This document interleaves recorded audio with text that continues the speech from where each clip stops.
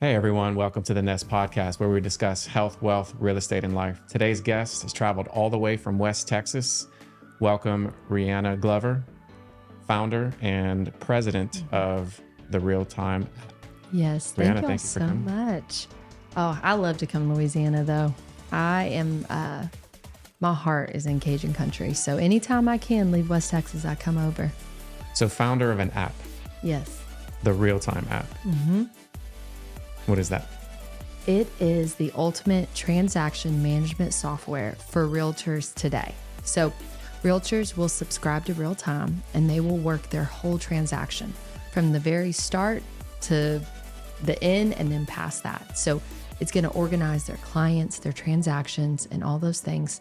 But what makes us stand out is that once you go under contract with your client, you will invite them to download Real Time, and they can download the app and be up to date on their whole transaction from start to finish. Does that exist right now? It does not. And I believe that we are going to change the way that realtors are able to manage their business.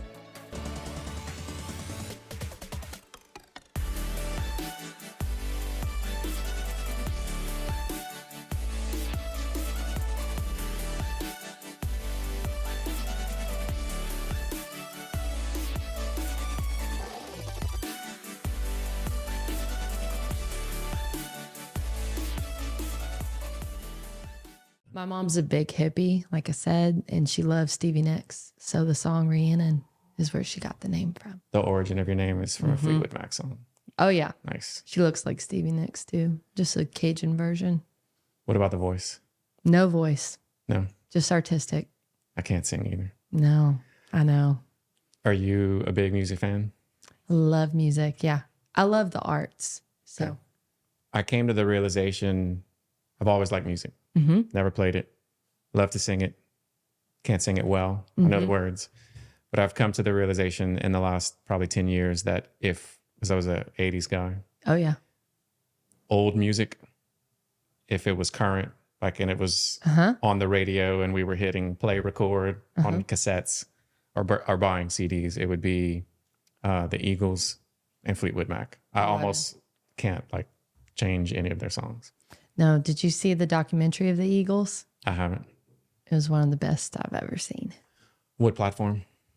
You know what? It was a long time ago. And I think that you can find it on Prime, but it's just their story and like the stories behind each song. But my dad's a rancher. My mom's an artist. And so I grew up like both ways. So my mom was big in the arts and dance, and she'd take us to art galleries and there'd be art books and people posing in our house and stuff. And then my dad's a rancher. So Wow. I'm split. I grew up rodeoing horses, cows, and then, the arts. I love it. We grew up doing theater, all the things. So what I heard you say is you're very tough and very sophisticated. Sure. Would that be a good inference? I think I'm well-rounded, and I'm very grateful for that. And even like the parts of my story that are hard or, messy and stuff, I've learned that that's what makes us who we are. We all have a story, and the bad parts are just as good as the good parts sometimes. So, well, we wouldn't be who we are if we didn't take the path that got us to today. Exactly. So every stop along the way, it happened for a reason. Yep, exactly. I think where people get off track is when they don't learn from all of the stops as they continued on their destination. Yeah. And that's when people end up somewhere they don't want to be. Yeah. So I like that. Damn, that's deep. Not bad for the first 2 minutes. So I heard you say kids. How many? I have 2. What are their ages? My little boy is 5 and my little girl's 3. 5 and 3. Yes. That's some fun times right there. Wow. I love those ages. Do they travel with you? They do. I never want my kids to not get to be with me in my hand. I always say I want my hands on them every day. I am a businesswoman. I'm an entrepreneur, and that's always been on my heart since I was little. And I knew I would always do that, but I never wanted my kids to miss out on me, which really it's me miss out on them, And so I make it a priority that I'm with them. And so they go with us, and I have wonderful family that, steps in and helps. My husband's awesome, and enabling me to take them with me. So they do a lot. They'll ask me, they'll say, "Where's our house this week?" That's what cool. hotel or what Airbnb? And we come to Louisiana often. And so we got to our little house that we usually rent. And they're like, "We love our Louisiana house." And so he's 5. And I know when he goes to school, it might be a little different depending on how we do it. But yeah, I try to remind myself, as busy of a world as we live in, it's easy to get caught up in it. But I know that these years are short. And I think you said that in one of your podcasts, but the days are long and the years are short. And I want to try to enjoy that and be with them as much as I can. So me and my husband just throw them in the back and take them with us. Yeah. Formative years. Anya had mentioned something to me at some point in the last year or so about when I do work from home, just so that I can focus, I'll close the door. And, the kids are getting to the age now, 4th and 5th grade, where they understand a lot of what's happening. So she said, well, let them listen to you. All right. So I heard you telling the story earlier about, being a 19-year-old agent and just going into the office. Part of that was learning about how to be a realtor, being a professional, but also, really about how to be an adult. Obviously you had your parents to model and family and stuff, but being adults in a professional environment. Yeah. And you learn by watching. So the kids do the same thing. So she's encouraged me to keep the door open as much as I can, just so they can hear, right? How do adults interact? Yeah. 'Cause they're taking notes. Even when we don't think so. It's amazing how much they soak in from us. Because kids don't know how to interact. And how are they going to learn? Yeah. That's a good opportunity to teach them. Exactly. And like I said, so I'm a big fan right now. Like, I love following people's stories. And I love what Abercrombie and Fitch has done with their brand and how they turned it around. And it's kind of all thanks to the CEO, and her name's Fran. And I was listening to an interview the other day, and she talked about, she was like CEO of other companies before, but she wasn't able to pick her kids up from school. That was just kind of their thing. She knew she just wouldn't be there for that. And her daughter for Halloween told her mom, she said, "I want to dress up as a stay-at-home mom because I want to be able to pick my kids up." And she was like, "Oh man, like that hurt, But one of her lessons from that, and that she shares, is like, take them with you. Let them hear your meetings. Let them hear you working in that room, because go to closings. Yeah, it's going to affect them. And which I'm so impressed by y'all's children, just, meeting them briefly. Y'all have done a great job, but walking up and shaking someone's hand and looking them in the eye. So I say, haul those kids with you. Let them go sit at the table and know what it feels like to sit for an hour and a half and just talk. So I agree. Reannah, tell me about the Real-Time app. Real-Time is the ultimate transaction platform in real estate today. So it's set up for realtors to subscribe to and then provide for their clients as a benefit of working with that realtor. And what it does is it gives clients the opportunity, no matter if it's 2:00 in the morning or whenever it is, that they can look at their app and they can say, "Oh, that's where we are." And then it has reminders of time-sensitive things that they need to be doing throughout the transaction. So it's going to remind them, "Hey, you're 10 days out. Don't forget, you need to forward your mail.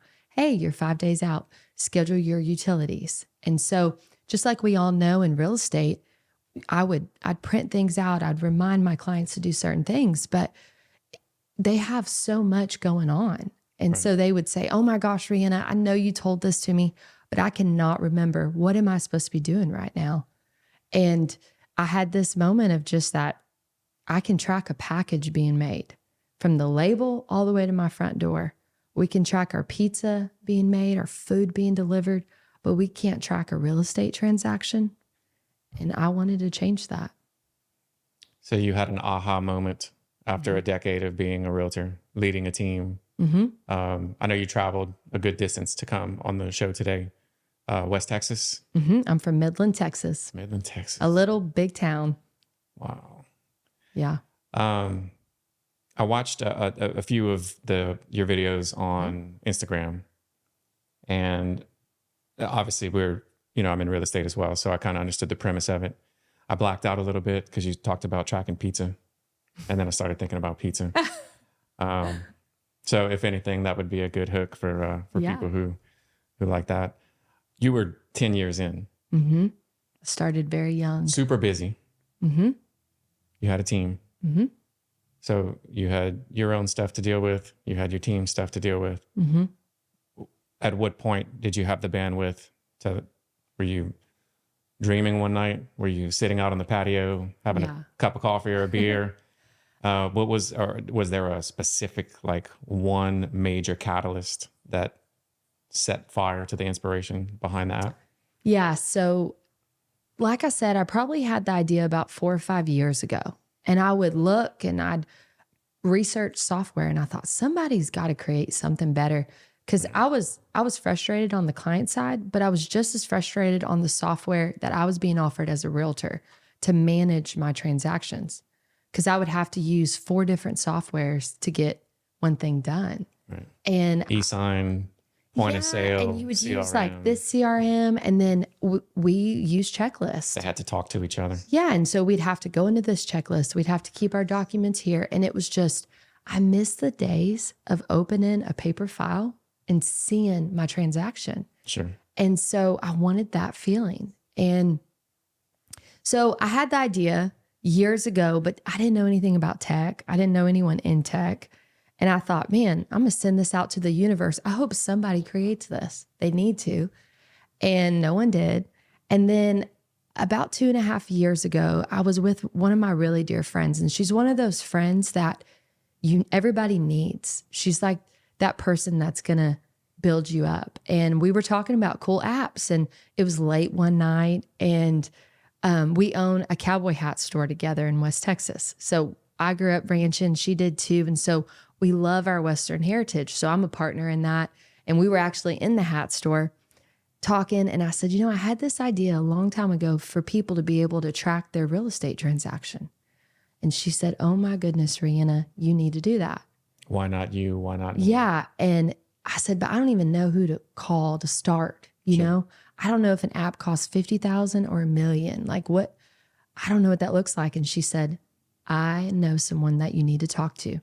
So she was a graphic designer, and she went to design school with this guy named Carlos, and he is an angel in my world. But he worked for a firm out of North Texas, and they did that. They were in tech, and she said, why don't we just call him and have a phone call, and at least he can guide you on where to go.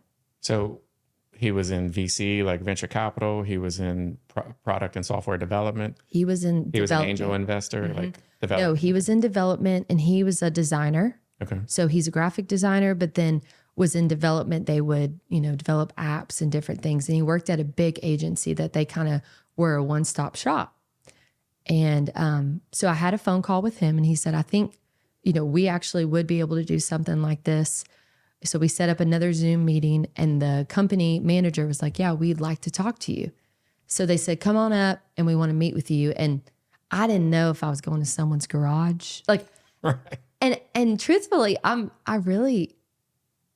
usually will like look people up and do all this, investigating, but I didn't, kind of on purpose, because I wanted to just experience the company, see what it was like. Sure. And I get there, and I was just blown away. And I mean, it was amazing. And so I meet this team, and once again, I thought, okay, this is a great start, but it's unlikely for this to be the place that I need to land. But I think that it was such a blessing that I walked through those doors, and they were the right place, 100%. Right off the bat. Yes. And I interviewed some companies up north, because a lot of times development like this takes place either offshore or up north. And they're one of the only ones in the South. And I love the South. So that was a great benefit to that. And they were just the right guys. They were strong designers. And the more I dreamed up and thought about real time, you, just like we do on our phones, there's apps that are great. And then there's some apps that suck. And I wanted you to use this app and it to feel top notch and high class. And I wanted strong designers that did that, not just some guys that could code it.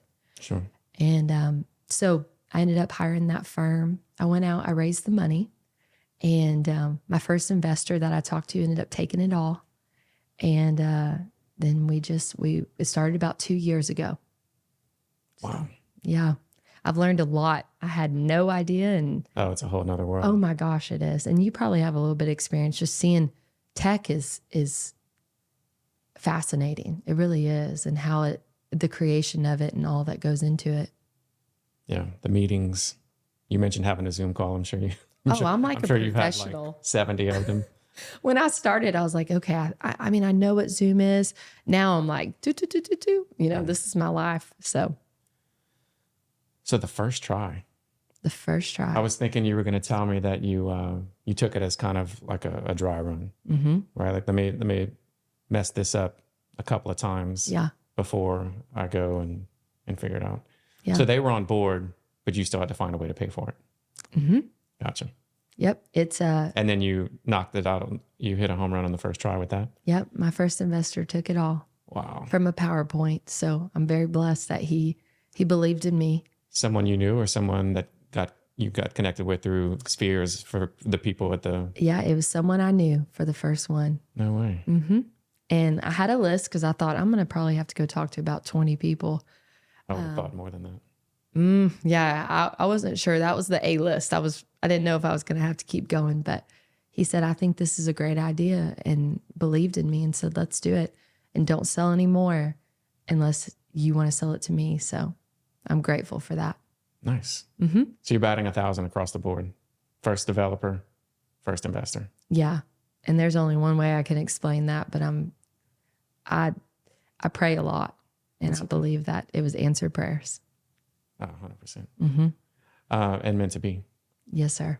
So what do you think is going to be the next big first thing that you knock out right away? Good things come in threes, right?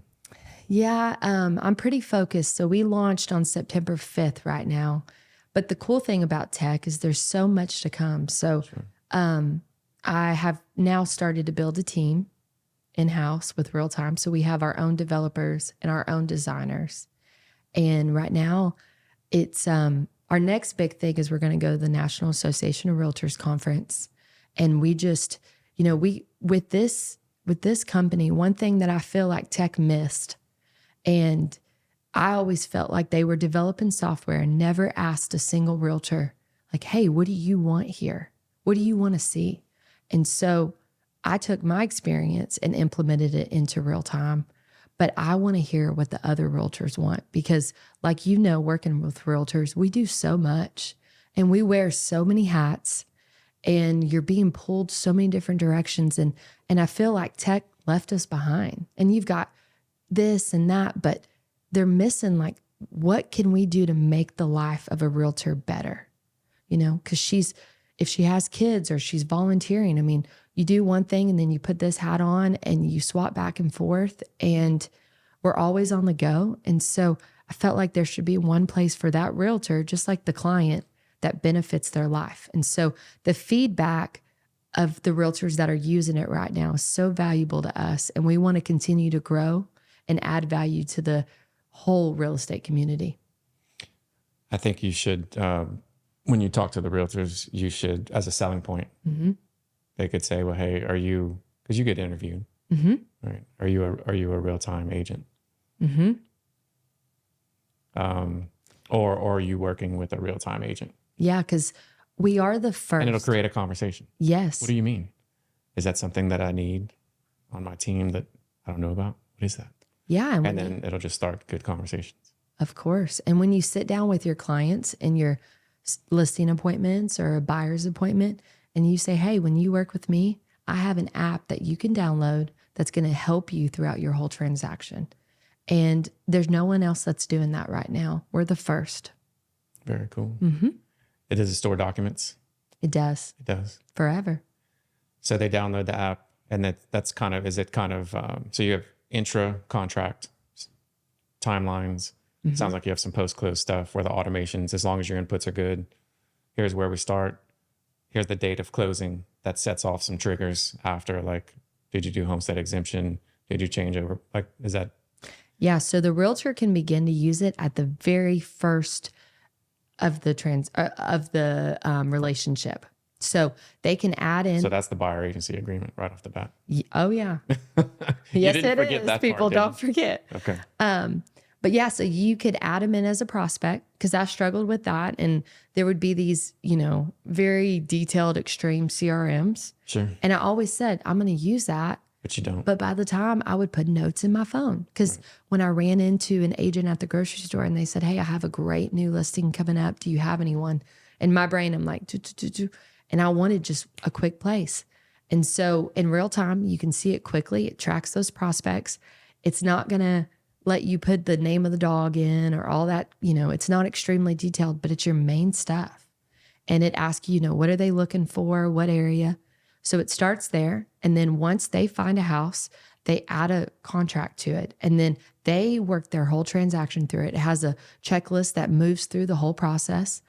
It holds all the documents for the realtor and then gives that realtor the ability to choose if she wants to make it visible to the client or not in their app. So it constantly talks to each other. And then when your client checks off that he has shopped home insurance, he checks that off on his app and the realtor sees it in her portal and she goes, okay, perfect. I know he did that. And so it just goes hand in hand, giving both parties one place that they can look. So if there's a 7-day due diligence period, Yep. and that is properly entered on the front end, then they can see. Yes. I have 3 days left to do that. Oh, I have 2 days left to do that. Exactly. And they're getting a text message every morning or some sort of alert, I would imagine. Yes. So So that they get alerts so that in case they don't touch the app every day.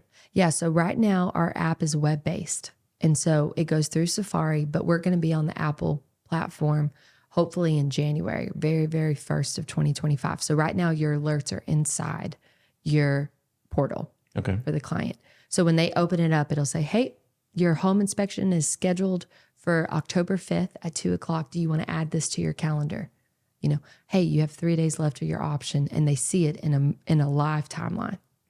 I like the contact management part, the lead management, just so it's there. Yeah. I've seen some pretty robust ones, but if you have to get in a groove, you have to pay extra. I mean, I'm speaking from experience. Yeah. You pay extra to get set up, hold my hand through the early stages of it. Because if you don't start using it, you don't use it. Yeah. And you want all these bells and whistles, but on a very core level. Like if it has too many shiny objects, then it seems overwhelming. Yeah. And, we'd open it up, and I'm sure you deal with this, but I'd try this new software and I'd open it up and I'd get more anxiety seeing all the notifications. And I like that type of stuff. Right. And I just would turn it off and say, it's easier for me to just keep this spreadsheet going and this and that. And then now we put it in one place. And then I'm real big in home anniversaries. So I would give my clients a gift every year after they purchase their home. Sure. And I would track that through index cards and boxes, because I try to do it other ways in spreadsheets, but it never was as simple as that. And so when we built Real Time, it has the ability to track your home anniversaries. So your clients go into that and it'll say, hey, in the month of October, you have 7 home anniversaries, and it shows their name and how many years they've been in that home. Very cool. Yeah. And birthdays. You can add birthdays if you want. It is in notes, but I did make it to where it's the home anniversary. So when we developed Real Time, I went in there with a mentality for this to be user-friendly, efficient, and not overcomplicated, because I felt like at the end of the day, that's what we wanted. Then you would just be falling back into all the stuff that created friction when you tried to use other. Yeah. And so tools. there were, sometimes the developers who, like I said, were awesome, but their brains work different than your typical realtor. Sure. Driving around, getting in and out of her car and working in her car is her office for a lot of it. And so there'd be things they'd come to me and they'd say, yeah, let's do this. And I'm like, no, I love that. Like, y'all are so smart. And for you, yes, you want those analytics. This girl, she don't want it. I'm telling you. And I think that's where the beauty of it, of this thing came from is you have a room with a lot of people that are much smarter than me. And then you have me as a realtor who took the 10 years of experience and implemented it into this design. Very cool. Your investor, did he or she have a background in real estate also? No. No, just believed in you and in the idea? Yes. Okay. Do you have a partner now, like an operating partner, or are you top dog, CEO? Yeah. So I'm the president. So, but there is technically 4 of us that are part of it. Okay. And one of the gentlemen who was the main guy came with us and is part of it. He oversaw the development of the app. And so he came on board. And so it's exciting. So we have a small group, but it's a really good, strong team. And we hope to continue to grow it. Is everyone running around selling and getting it in front of people, or are you the face of the franchise? Yep. Right now I'm kind of doing everything. So what's the furthest you've traveled to do demos and stuff like that? So far? Just in the last few weeks, this would be the farthest, but then I will leave next month for Boston. Nice. Mm-hmm. So we're going to spend a few days up there. You're going to try to hang out in that area? I mean, there's so densely populated. Yeah. Well, the conference, we purchased a table at the expo. Okay. So that's what's in Boston? Yes. The National Association of Realtors Conference. So you're going to be setting up some stuff from there? Yes. So we're hoping to make a lot of connections and reach out to people. Cause I believe once realtors see this and they see it move and how it works, I believe it's going to change the way that they're able to manage their business. But it's getting it out there, and teaching people like, hey, this is different than the other stuff you did or tried. And I believe it's going to add a lot of value to your life.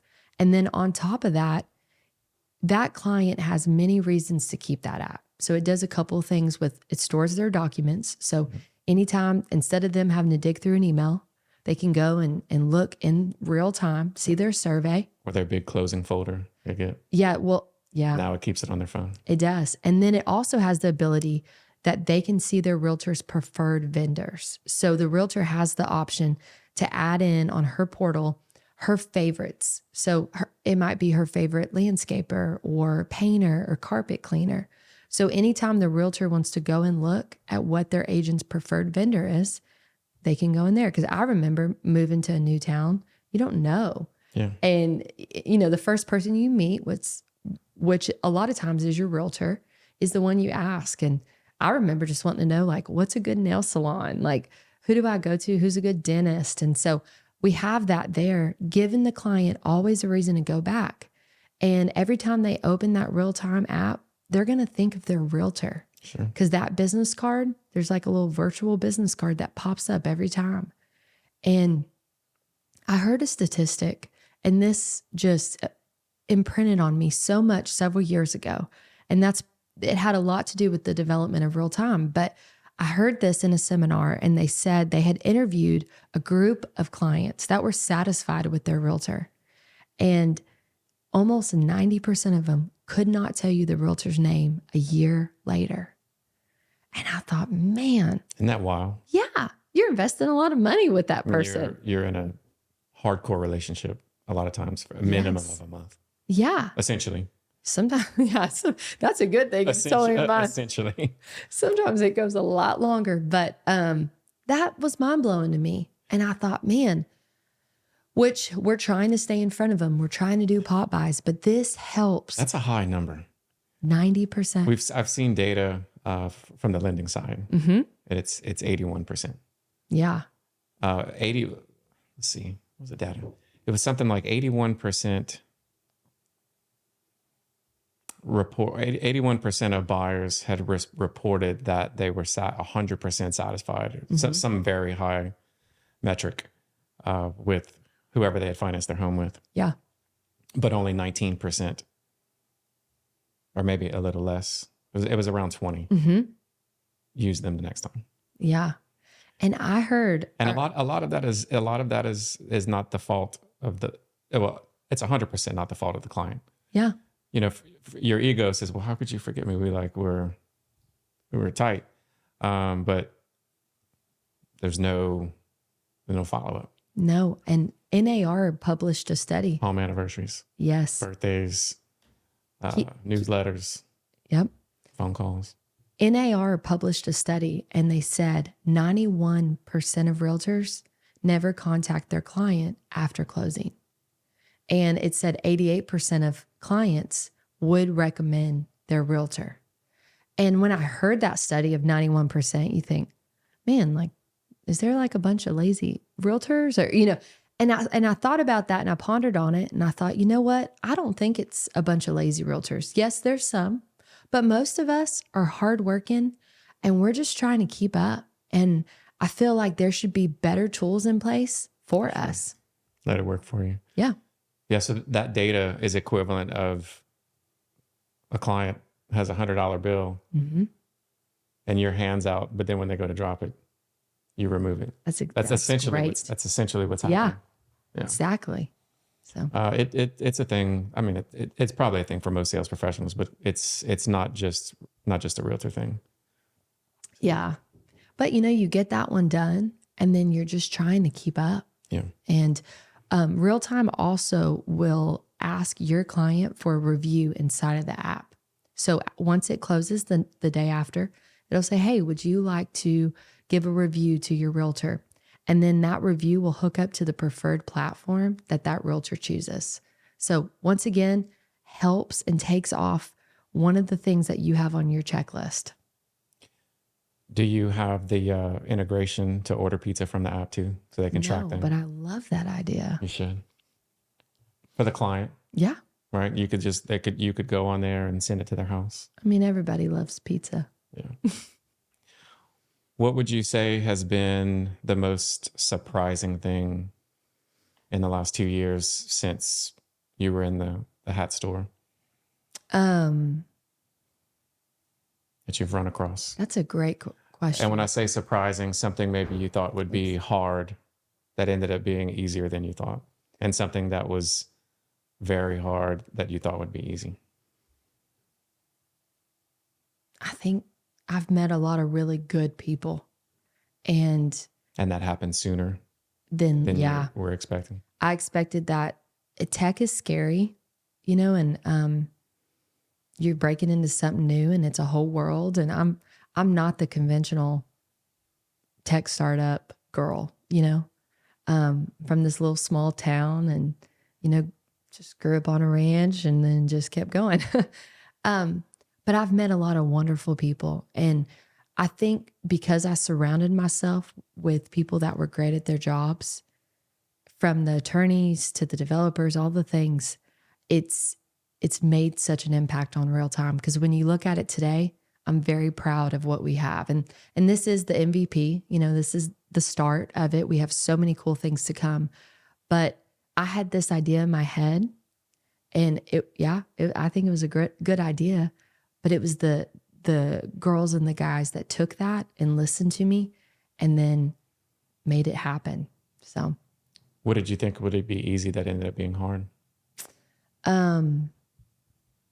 I think, you know, even though I think in the last few weeks, especially from going from a career that you know, had started, you know, just beating the pavement, and then I reached a lot of success in that.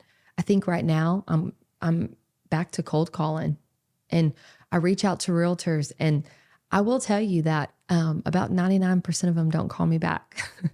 Now, when I used to call them and say, hey, I have a referral of a $400,000 house there, you know, they call you. But when you're explaining to them, yeah, I developed a software that I would love for you and your team to try, they don't get back to me as quickly. So that's been kind of hard. I would say I've developed some carpal tunnel in my hands from all the emails. But I guess, I mean, not that I didn't expect it to be hard, but it's just breaking into the industry. It's been 10 years since you were in that spot. Exactly. Yeah. I used to, my phone was always blowing up needing something. Now I'm like, hey, call me back. Right. Yeah. It's an adjustment period. It is. It is. But it also is, it's character building, and it brings you back to your roots, and it humbles you in the best way. I heard a quote on Instagram. It's actually a guy I've been following for a while. He's actually the founder of a coaching program I belong to. Mm-hmm. And I don't know if it's an original quote, but he said, and I was thinking about it, it's probably what you're going through right now, mm-hmm. is your consistency is your character. I love that. Would you feel like that would be kind of applicable to what your day-to-day is? Yeah. Because that's probably the part you thought would be easy. I'm mm-hmm. waking up excited every day, but you also know you're going to go and get beat down and rejected. Yeah. And told, or not told anything, right? Because they don't call you back. But yeah. That's part of the exactly part of the journey. And once I get in front of people and I show it to them, they're like, "Oh my gosh, this is amazing." But it's just, getting our foot in the door. But yeah, and staying consistent. Just like if any, with anything, with social media and just being persistent. I mean, I think I read that it takes seeing something 7 times before you accept it. If that could be, a product or whatever it is. So I know the more times I'm in front of them, then the more they'll see, because I didn't give up my career and put my whole heart and soul into something that I don't think is going to tremendously benefit the realtor. I don't think it'll be any different than your experience with finding the developer and your initial investor. You just have to find one. Yep, exactly. So I don't think anybody that's unimportant is going to be at that conference in Boston. Yep. One big team lead, mm-hmm. And somebody looks up to in a market, and it'll just start to spread. Yeah, exactly. It'll just take one. Mm-hmm. I started in real estate when I was 19. Do you want me to talk about that? 19. I was 19. I don't recommend it because I was pretty convinced I was going to starve at a few moments. But it's like when you see a 19-year-old walk in now to the office, you're like, oh, let the force be with you.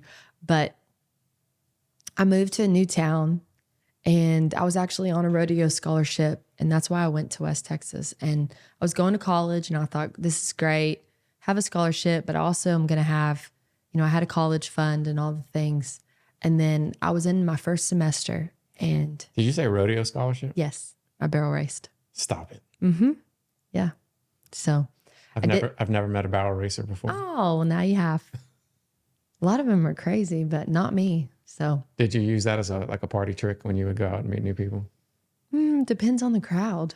Hey, $50. Do you think this girl right here does this or this? I know it is funny because I have, I go home and we have horses and I raise, right now I'm a little more into the breeding side of it because my babies are little. And sure. So, I'm hauling ponies now and not barrel horses, but. Well, it's probably more lucrative too, so that you can have their college fund for later. Oh well. Yeah. We're trying to feed the family for sure. And keep everybody good. So I was doing that. And in my first semester, I thought, this is great. I have 4 years. I knew I wanted to do business. And I get a phone call that says, hey, it's all gone. And financially, you're on your own. And so I still had a scholarship, but rodeoing's very expensive. And so I kind of sat there and I thought, man, I'm like mad, because especially at 19, you're like, the world owes me something. And then sure. you figure out, you know what? They really don't. And I can sit here and cry about it, or I can do something. So I started working, and I thought I can either stock shelves or learn how to bartend, but I had never really been in a bar.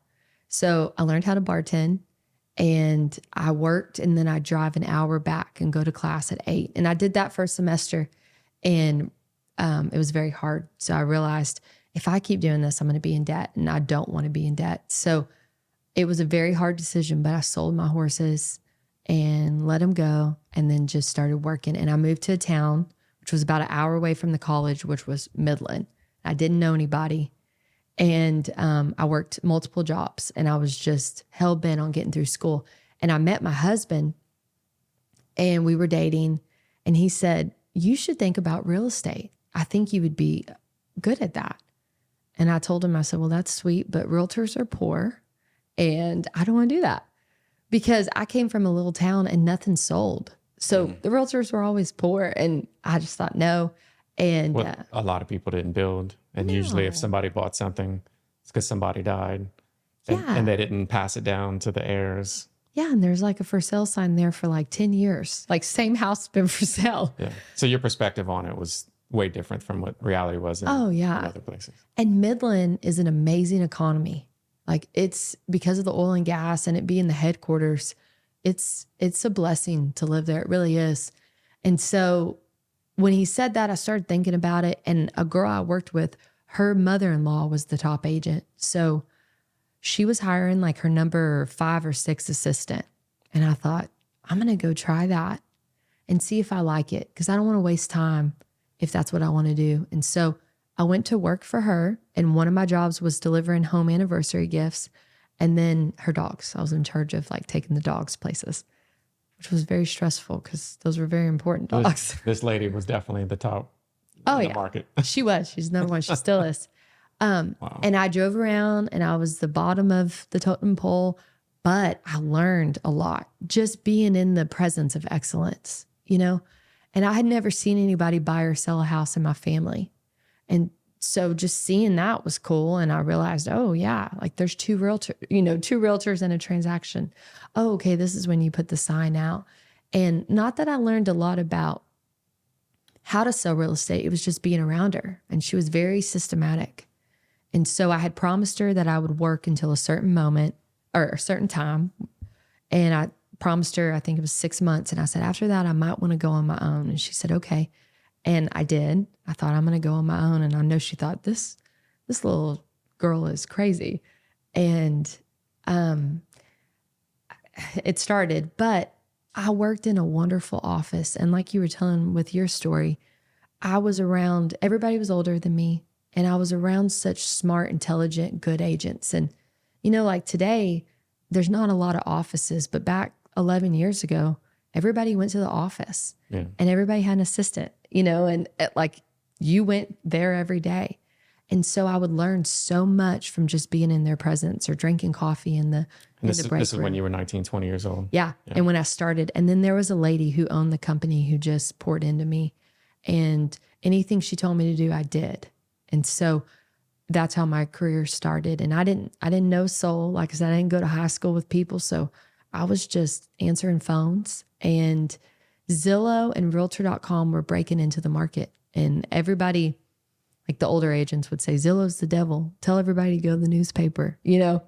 And I thought, man, I don't know, but my generation, we look at our phones, you know? So I was like, Sure. So I had no money, but I took the little bit of money I had and I bought some leads. And back then they were good. You know, they were organic. They would go to like 1 or 2 people. And that phone stayed in my hand, and I didn't care what I was doing. When it dinged and it was a lead, I answered it. And that helped me build my career, which was a blessing. So, well, that was probably like pouring fuel on a fire, because around that time, that's when the Permian Basin started really kicking. So you had these convergence of the being an early adopter of Zillow. Yeah. Sounds like, and then a market that was probably on fire. Yeah. And nobody wanted to buy those leads back then. And I kind of took a chance, and every time I'd make a little bit more, I'd up my leads. And now, did I waste a lot of gas and go a lot of places? You know, yes. But aside from that, it was so profitable. And it, like I keep saying, it blessed me tremendously. So at what point did you try to start establishing a team? That was about, so I always had multiple assistants, but the firm I worked at was an old school firm, and they didn't like teams. Gotcha. And you know, that wasn't the model back then. No, it wasn't. And they just didn't like them. And so I would just have an assistant but it was in a sense it was team, but we didn't call it that. Were they licensed assistants? Some of them were. At one time I did. And then the others weren't, but were just rock stars. There was one lady who, I mean, we worked together for 5 years, and it was just, we could have 15 or 20 at a time under contract. And we had those checklists rolling, and it was good. We were a well-oiled machine. So, but the team started technically about 2 years ago. I left that firm, which it had gone through several owners, and I was there for a while, which is not common in the industry. Mm-hmm. And I had never switched before, but I knew, I wanted to build a team. And even though I didn't know that I was going to do real time, I feel like that was also a blessing that God was like, hey, it's time for you to do this, because now I have the ability that I no longer sell real estate, but I refer my business to my team. And so I'm more in a manager position, and they can still take care of my clients for me. You're pouring into people now. Yeah. So full circle. Yeah. You get to give back and get rewarded for it in more ways than one. Yeah. Sounds like. Yes, sir. So I'm excited.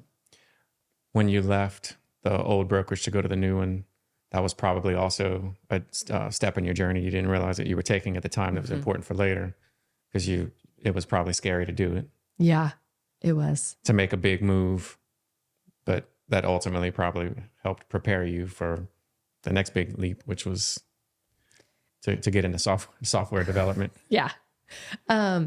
Yes, every time you do something and you hear people say this, and I always encourage, but when you feel that something is right, even if it's scary, just do it. Because even if you mess up, at least you're moving, you're working. And as loyal as I was to that company, because they were so good to me, but it had changed, and I knew for my business I needed to take that chance. But well, you changed. Yeah. Also. And when we moved, I had to rebrand, and I had already had a little bit of experience branding, but then that was an experience I had that I really learned the art of branding. And like I said, my really dear friend and business partner, that's what she does. And she taught me, and I just became a student of hers. And so I rebranded the Glover Group, and, she would make me sit there and say, how do you want this to make them feel? How do you want them? What's the first thought you want to come to their mind? And I always encourage agents, or if you own a brokerage or any company, branding is very important. Just like in a hotel, it's not just their logo. It's the first experience that you have when you park your car, or the first smell you receive when you walk through the doors. So I had rebranded Glover Group, learned a ton. Again, didn't know what I was, preparing for. And then when real time came about, I was so ready for that branding experience. And the brand and the logo have a lot of meaning behind it. And we wanted people to feel strong when they saw the R and the pillars, because we're there to uphold the realtor. We're there to assist with them. And so that was a kind of a cool experience. And I felt like I was ready for it. I can appreciate the design elements. It's not that different from mine. Oh, yeah. I mean, I have an R in mine, but I have my pillars are on the top and bottom. Yeah. So I tell you, I noticed the R, but I noticed the line. It's very similar to mine. Well, I would, I'm not, my mom's an artist, but I'm far from it.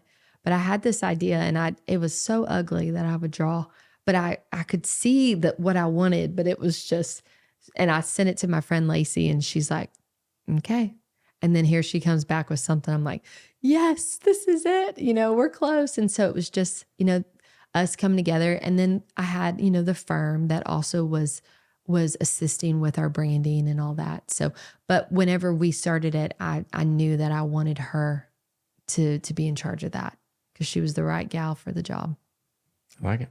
Mm-hmm. The DR is for work stuff. We actually just made one for the podcast. Yeah. So people see right here, we have this watermarked on the video. This is actually the first one. We just made one. Oh, good. Yeah. I think I have to finalize the last proof today, but yeah, that's awesome. But yeah, it's neat. I didn't know. I had an idea in my mind. I drew like the equivalent of a 5-year-old picture, took a picture of it with my phone, uploaded it, and said, "Look, just start here, and then we'll figure it out." Which I know now, hanging out with her, that's so helpful for a graphic designer instead of just starting from nothing. But we picked fonts because if it's like we have a Canva login, so you feel like you're a graphic designer, but you should stick with a brand. Like you should stick with the colors, the fonts, all those things. You think about that. And then every time somebody looks at your flyer or they look at a post, they feel that. They don't think of anything else. The consistency, like we talked about. The uniformity. I mean, there's a reason, like when you see certain logos and emblems and brands and fonts of other things, like when you see Coca-Cola. Yeah, they're consistent. I don't think of Tide detergent. No. It's Coca-Cola. Yes. So it's important. And everything they do from start to finish, there's a brand that they're thinking about, that you experience from the way, you pick it in a store to how it feels with your can and the colors and all that. So I'm always fascinated by that now. So what would you say has been your biggest superpower on this next chapter that you're pursuing? I would say I'm hearing you, and I'm hearing obviously courage. I'm hearing tenacity. I'm hearing abundance. What would you, if you had to? So I'm gonna be real honest. So because I can't be any other way. I always want you to be honest. Okay. My game changing strategy when I started this, and really in my life, but especially in this season right now, is I pray, and I believe in my prayers, and I know that I'm not the smartest. I don't have a college education, but if I work hard and I lean into that, and I put my shoulder down and I fight, that with that in prayer, I think I'm gonna be okay. And I believe that for anybody. What is something that has helped you kind of evolve into your new role? Not only in life, but obviously with work, but also with life, being a parent. So I would say something that has benefited me greatly in my life is always being a student of life. So I am always reading. I'm always listening to a podcast. I'm listening to an audio book or whatever it is, but I have things about me that I'm not strong in. So whatever that is, I lean into that and I watch YouTube videos, whatever I can. And I'm a mom. And so we have a lot of things that we're doing that it might be laundry or dishes or cooking, and it's mindless. So I can listen to something and learn. But I think what's so neat in today's world and with the technology that we have is that we can scroll on our phones and look up, public speaking or social media strategy or tech, whatever it is. And so if someone has something they're not good at, I don't feel sorry for you because you can pull it up on YouTube.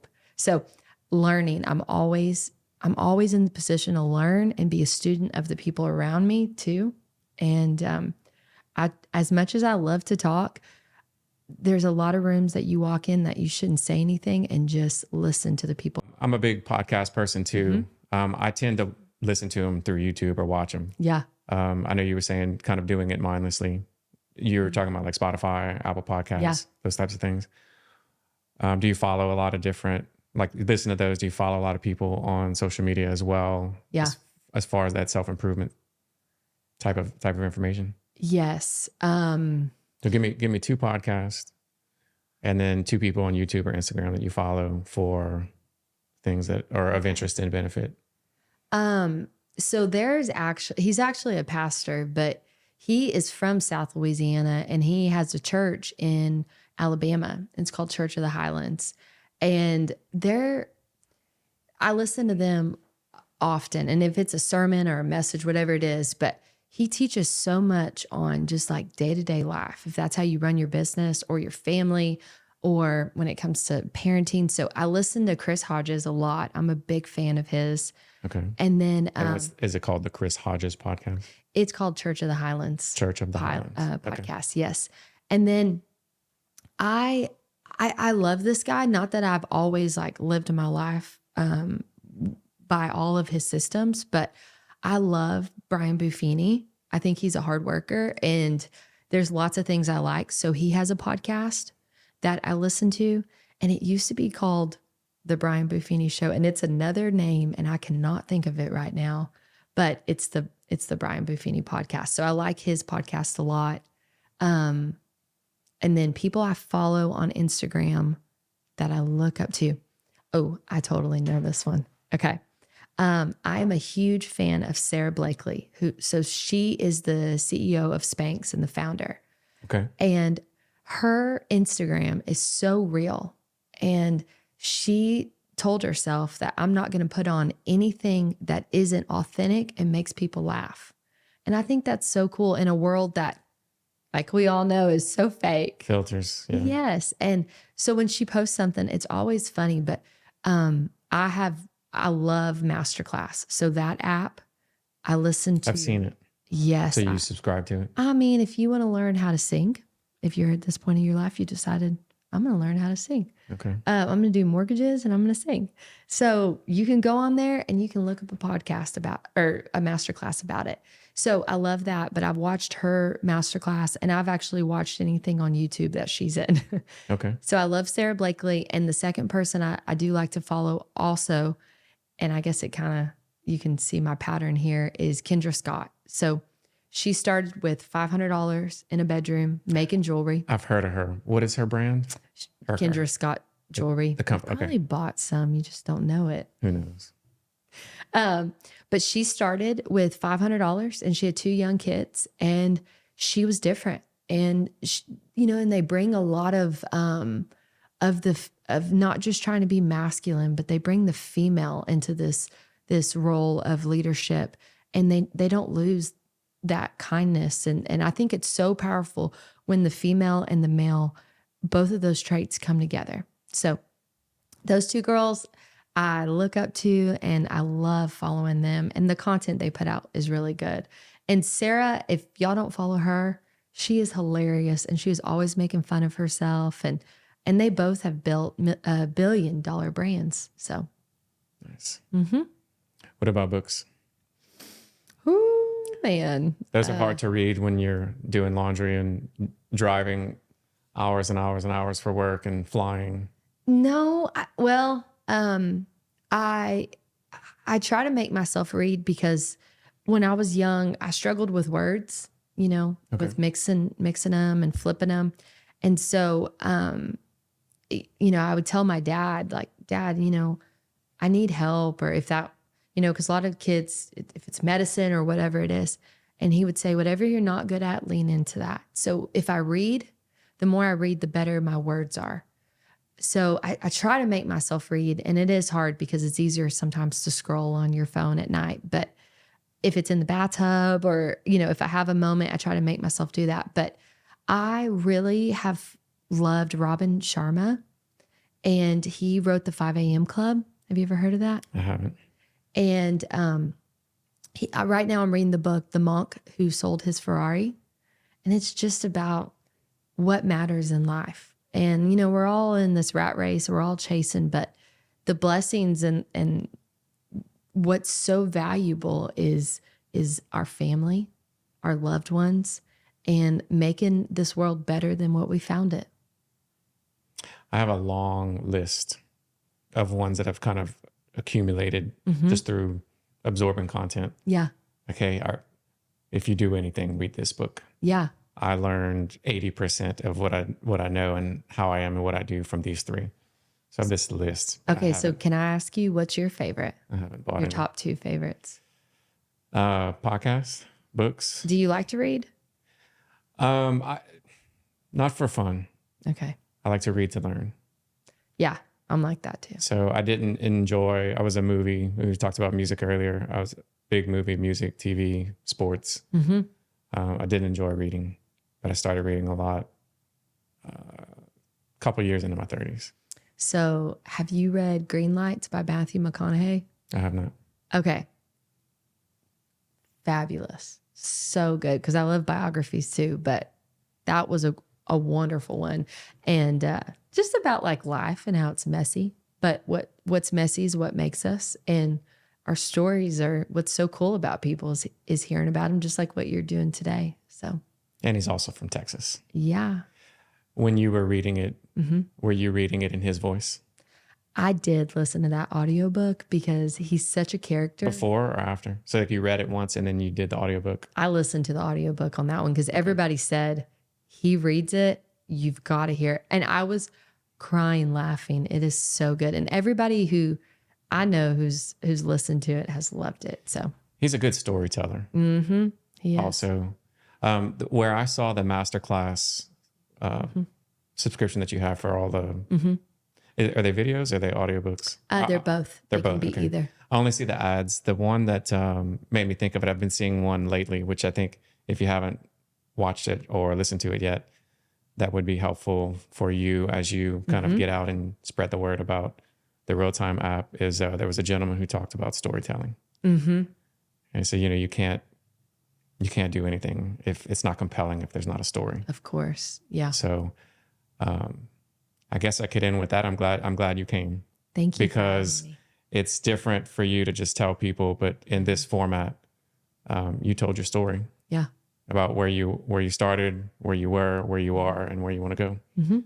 Well, now your stories will be more compelling. People can watch this. You can share with everyone. And I would encourage you to maybe revisit that storytelling one. I will, because that's one that I have not watched yet. And now it's making me want to get it too. I wanted to implement one thing before we shut it down for the day. Got inspired by a podcast that I do. It's called, it's on YouTube. I don't know if it's on the audio format. It's Diary of a CEO. Oh. English guy. He's an excellent interviewer. And I typically absorb it through clips because a lot of his interviews are 2-3 hours long, which I just don't have the luxury of time to take in all at one time. But I ended up watching one till the end. It was about an hour and a half, and I watched it at 1.75 speed. So that's how I got to the end. With his accent? Yeah, that was interesting. It was interesting. But the way that he had closed out, just to give him credit for it, he had whatever guest he was speaking with, so in this case it would be you, to leave a question for the next guest, not knowing who it was going to be.